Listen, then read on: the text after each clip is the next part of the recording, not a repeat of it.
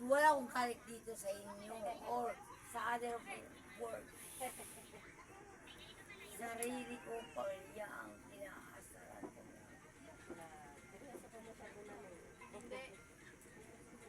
Siguro, kung seryoso ako, para napakatanda ko na. Swerte ka nga, ito lang ako eh. Start lang.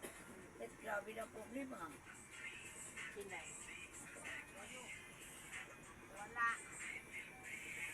Ano ba, sabi ko kay Alma, ilang biso pinito ang buhay ng nanay ko.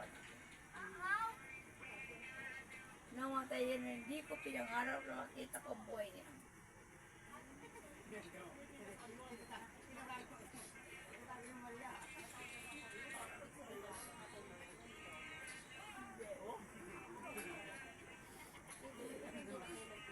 Hindi. Ang lupa ng tatay ko, pag-aari ang lola ko sa tatay. Nung muntik patay ng kuya kong asawa niya. Bigyan ko ng patatrilis ka. Nabiti lang kalating araw pero galit na ako eh.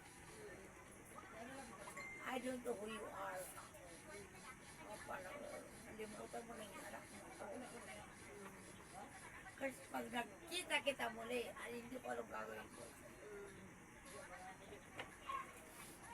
Inausap ko ng lola ko na nanay niya. Kwento niya ko lahat ang mga bagay na ginawa niya na sinasawa niya na nawawala ko. Hindi ako nawawala, mama. Si nanay magawa sa akin noon.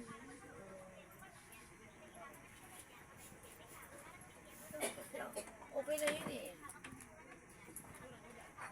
Isa sa mga lupa ng tatay yung pinamana na pinagawa niya ng parang mga